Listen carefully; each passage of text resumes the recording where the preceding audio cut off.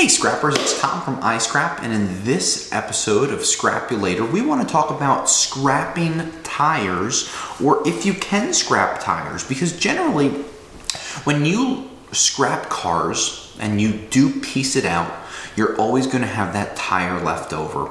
Now, over the years, tires have never really been a positive value. They've generally been something that you need to pay to get rid of. Even the garbage men, I know that sometimes we've gotten some scrap tires here at my scrap yard where they're still attached to the rim, and when we separate them and we go to put one or two in the garbage, the garbage always returns them to us because they don't want tires inside of the dumps because they don't biodegrade very well, and they just kind of sit there like a big lump of gum in the bottom of your stomach, like your parents told you if you ever swallowed it. So the scrap tires that you could get off of your different cars, you might want to look at them and just say, okay, what do I do with them? Now, normally they cost between $1 and $5 per tire to get rid of them for regular cars and SUVs and pickup trucks. But the bigger tires that are like the truck tires, they could be upwards of $10 per piece to get rid of. Now, when aluminum prices are high and you have an average of 60 to 70 cents for aluminum rims, which it has been in the past, and while we record this in 2021, we have really high aluminum prices, you could have a really nice return and you don't mind paying to get rid of those tires. But what happens to those tires once they do get recycled? Once you find a good person that's going to buy them or it's going to charge you to take them, what should you do? Now, number one, you should really never expect to get paid for them. What you should expect to do is either to get rid of them for free, which is a win, or you should expect to pay a few dollars per tire to get rid of them.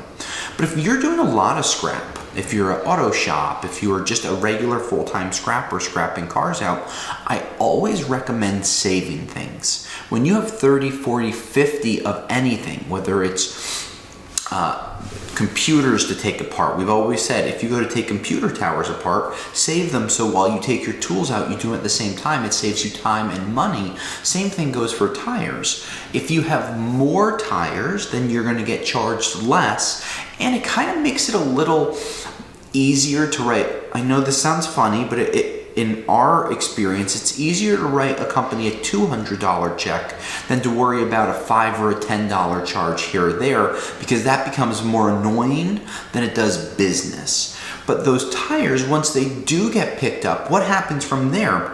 Well, there's tire recyclers that take those tires and shred them just like you shred paper, like different mills shred steel, like different copper choppers shred and chop copper. These tires, it's really kind of cool. They'll chop them into a million small pieces, and one thing that you may not know, inside of the tires are all small pieces of steel.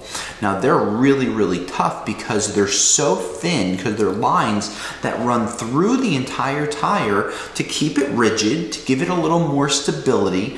And one really telltale sign that your tires are wearing out is you can actually start to see those pieces of steel on the outside treads. That's when you know it's definitely time for some new ones, because when you're showing the steel, that means that you're just a bump on the road away from having that tire blow. But these tire recyclers will take them, they'll shred them into small pieces, they'll use a lot of magnets to pull all of the steel out so they can recycle that, and then what's left over is that shredded tire. Now, depending on the recycler, there's a few different applications that you could use this for. In the form that would be shredded, it might be a little smaller than a dime. They'll be able to take those and they actually paint them. And you could see those used in playgrounds. They make them so when the kids are stepping on the playground, it's a little softer. They also sell it as a rubber mulch where you could get it in a multitude of colors. So if you have a swing set in your backyard, you can lay it underneath the swing set with a border. So when your kids are playing, they'll be able to bounce up and down on it. Again, safer when they inevitably fall or push each other off of the swing.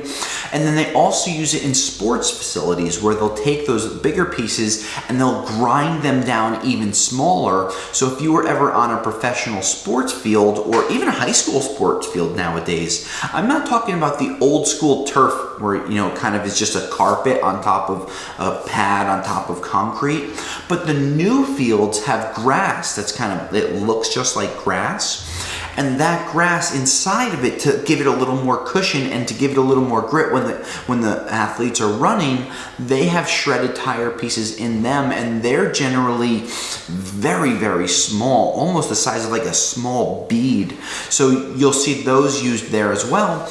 And then they also are able to recycle these tires, melt them back down, because don't forget they're oil-based products, and the recycling process takes its way. But from getting the tire from a scrap car to its end use, it's really cool to see that there has been an established recycling method and different reuses and repurposing for these things. You know, what do they talk about with recycling? The 3 R's: reduce, reuse, recycle, right? Those type of, that method, right? So it's really neat that there are different avenues, but what you may want to do is find a couple of options in your area. Call your scrap yards, see if they'll charge you to take care of them, because sometimes it's easier to just drop them off at one spot, have them take money off of your ticket, let them recycle them. So if you're not doing a lot of them, let someone else do it. If you are doing a lot of them, save them. And of course, everything in life is negotiable. So if you can find a tire recycler that's willing to work with you long term, you might have to pay a little more money for the first few pickups, but after that you might be able to negotiate a deal to recycle those tires better. Scrappers, this is Tom from the iScrap app. We hope that you continue to follow our podcasts. Until next time, I'll scrap you later.